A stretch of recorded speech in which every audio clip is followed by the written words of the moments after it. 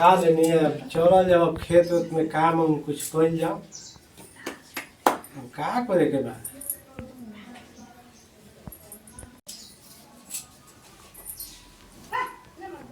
बाबूजी का हो कहनी बाबूजी के बात कह रहे से कह ये काम बा कि बेटी पतो दू गो ना होखेली बढ़ जा तब का कहे के बा का नहीं के कहे के तो तेवन तू कह हमरा से। बाबूजी कहने कि भर गाँव में छठ होता भर चाची आई रह रही है वो कहती कि हमारा घर छठ होता हमने घर छठ ना करे के। आहो का हम कहीं देख पैसा कौड़ी उसमें नहीं के बड़ी हाथ सकेत बा। बाबूजी नया नया बियाह भइल बा घर में वो छोटको आइल बा तो बियाह छठ उठ ना कर जा हमनी के। ती तो बात ठीक कहत रे। अच्छा ये बताव आकि सबके घरे होता। ऐसे तो सबके घर तो छोड़ी ना टोला महला होता सब कोई करता। हाँ टोला महला माने हमनी के अगल बगल सबके घरे होता। हाँ अब एगो कहा कि हमनिए घरे नहीं हमनिए घरे नहीं करता अब रउआ कहम तबे ना हमनी करम जा। अच्छा तो ये काम बा कि देखो छठ पर्व ऐसन पर्व हो आकि थोड़ाहू में होखेला ढेरों में ढेरों में होखेला। अच्छा आ पैसा ना आई अगर जो रहेला तो पहले कर्जो लेके कइल जाला। तो पैसा तो हमारे भरी बा ना बाकी कर्जो ऋण निकाल के तू लोग तैयारी कर बुझा गइल। हम कर्जो काट के पैसा लेके तू लोग के देतनी। ठीक बा तो तैयारी करी ना बाबूजी। हाँ हाँ तो तैयारी कर लो तो ठीक बा हमनी के जन घरे के बा करे के हमनी के कर दे जा तो वो सब भरी से फल लेके आइल तबे ना। हाँ हाँ हम फल उल लेके आई।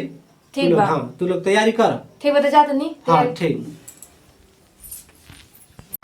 छोटका लइका तो यही बा बाकी बड़का लइका बाहर बा। तो ये काम बा आकि बड़को लइका के फोन क के बुलावल जाई।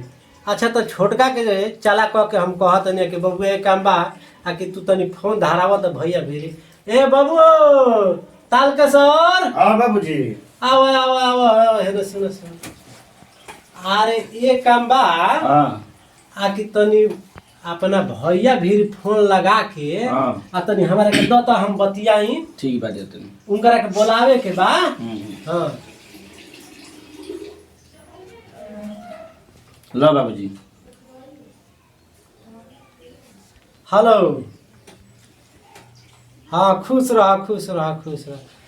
तो बबुआ ये काम बा कि देख यहाँ छठ करे के प्रोग्राम हो गइल बा तो तू आ जा।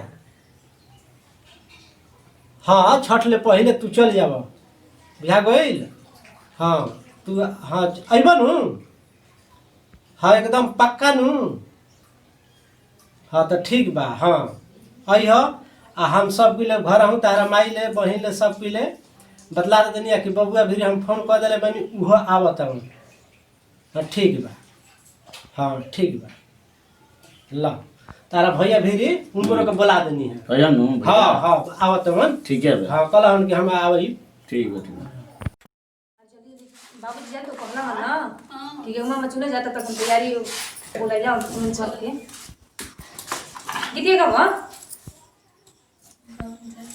स्टार्ट करेंगे कराएंगे हम पहले गए का चाही बस के बहंगिया बहंगी लचकती जा बहंगी लचकती जा पेन्हाना सालेंदर पापा पियरिया दौरा घटे पहुँच दौरा घटे पहुँच पेन्हाना जय पापा पियरिया दौरा घटे पहुँच दौरा घटे पहुँच पेन्हाना हरे कृष्ण बाबा पियरिया के कर लाली लाली अखिया के कर लामी लामी के कर लामी लामी के कर पिया परदेसिया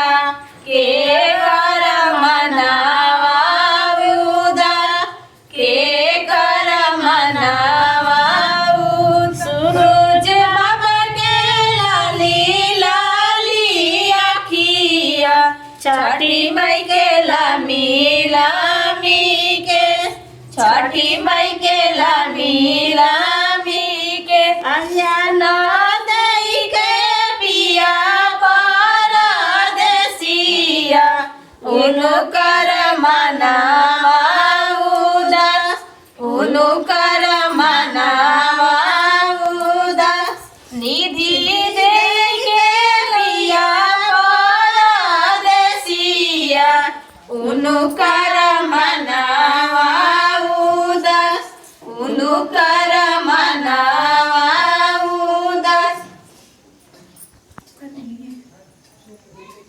का चाची छठ कर दी ना? हाँ हाँ हमने की तैयारी कर दे जा घटिया कौन बनू। हाँ हाँ चले तब तो बढ़िया भाई के बिघाट तू ना लगे मिल के चाची जी करवा देम। अच्छा ठीक बा। ज्यादा तो थोले बनी हाँ धोल बा। हमने की बार गेहूं ना हां तो वही पिछले दिन मिल के चलो चल हां और सब लोग थोले ले गेहूं में। हाँ धोल बा। चली बढ़िया के बनी हमने की पिछवा के भेजा ना। हाँ कोनो बात नहीं के दू के भाई हमने कर ले जा। हाँ ठीक बा। चलो हो लो हो हां हो और दादा चुंदी को हो जेनु हां तब का दू के भेजा। सब का खाली सब पकाए हुए गए चाची गीत? बना ले बच्चे। हां गए चाची गीत गए चाची जी। गंगा बहे जमुना बहे सरजू बहे तेरे तरे तीरा बेनी बहे तरे तरे तीरा बेनी बहे ए जाही घटिया उतरे कौन सिंह माथा पर दौरा ले ले माता पर दौरा ले ले ए जाई घटिया उतरे लिया न जल दे गोदा में बालक ले ले गोदा में बालक ले ले गंगा बहे जमुना बहे सरजू बहे तीरे तरे तीरा बेनी बहे तारे तारे तीरा बेनी बहे ए जई घटिया उतरे लई आना जानो सिंह माथा पर दौरवा ले ले माथा पर दौरवा ले ले ए जाई घटिया उतरे लिया न जान दे गोदा में बालक ले ले। हाँ हो गई गोदा में बालक ले ले हो जी ना चाची जी इतना मैं देखी तो। हाँ हो जाई। गाँव में ढेर कम मतलब कम नहीं खेलूं ना ना ठीक बा। चली चली कर हो चलिए डलिए कहाँ हुआ